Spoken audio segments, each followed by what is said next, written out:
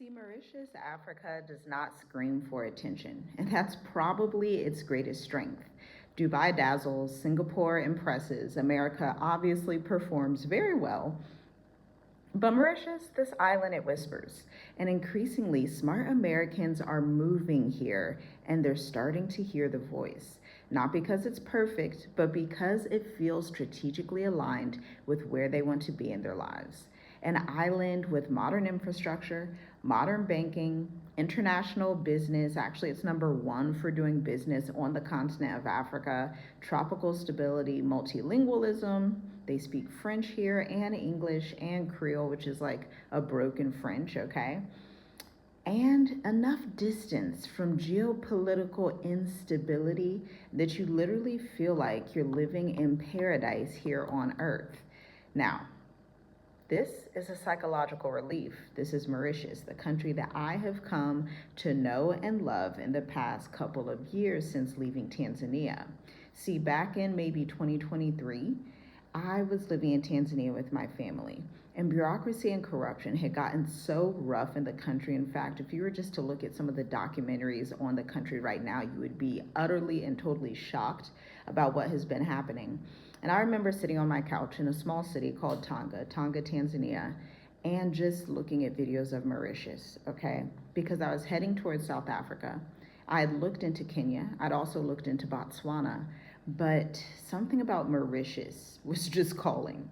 Mauritius was just something I couldn't get out of my mind. And so every single day, I would watch these videos. I would watch videos of their houses. I would look on propertycloud.mu, which is a house finder app that you can use, LexPress, and I would just listen to people who had been there. I would look at the nature, I'd look at the scenery, and then I saw how they were anti-corrupt, or at least the least corrupt in Africa, right? Every country has some type of corruption, but theirs is the least, one of the least in Africa, okay? And I was enamored. I was totally enamored by Mauritius, and our children were excited about it too. Watching those videos the same way that we used to back in Columbus, Ohio, before moving to the continent of Africa in 2020.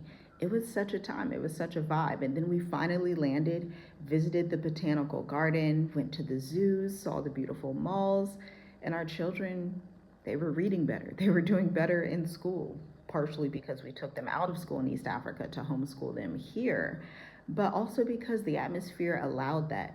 Our businesses started to flourish. Our marketing company and residency just worked out within 30, 60, less than 90 days. It would work out the first time, then you renew and it works out. And even for those who eventually change their visas, it works out as well. But retirees, they get their tenure visa. Self-employed entrepreneurs, they get their tenure visa residency that extends into a 20-year pathway. I mean, this is unheard of in Africa. Like there is no country that does the same thing on the continent of Africa and still continues to do it. So there's just no better place. But on top of that, we were able to come in visa-free as Americans because we hold that blue passport, and that's one of the advantages of being Americans, okay? Now, there's no political instability, there's no digital overstimulation, it's not overly crowded. You walk the streets here and it just feels like literally like island life, like what you imagine island life to be like, super relaxed, super chill, ultimately safe is exactly what it's like. But the food is incredible as well, okay? But here's the thing, many feel successful on paper, yet internally depleted in the West, okay? Mauritius offers a much different position. Not hustle cut culture, breathing culture, concierge culture, morning light through palm trees, literally coconut trees, with the lights blazing through each and every leaf on your balcony and into your pool, because a lot of the villas here have pools that are already embedded. Ocean air replacing sirens, a slower rhythm without abandoning modern infrastructure entirely. And beneath the aesthetics lies something even more important: optionality. The wealthy have always valued optionality: a second residency, international banking access, geographical diversification, political neutrality. Mauritius quietly checks every single one of those boxes. And that's why interest has increased so much from Americans. That's why so many Americans are fleeing the West to come to the African islands like Cape Verde, like Mauritius. Some go to Seychelles, some go, there's actually a variety of islands over here, the Mascarene Islands, Madagascar as well. But it's not just because of luxury. And it's because more people are trying and starting to crave coherence and stability in an ever-changing world, because America is the furthest thing from stability right now. The United Kingdom, Canada, they are the last countries you think about when you consider long-term stability. And in an increasingly fragmented world, coherence feels almost revolutionary.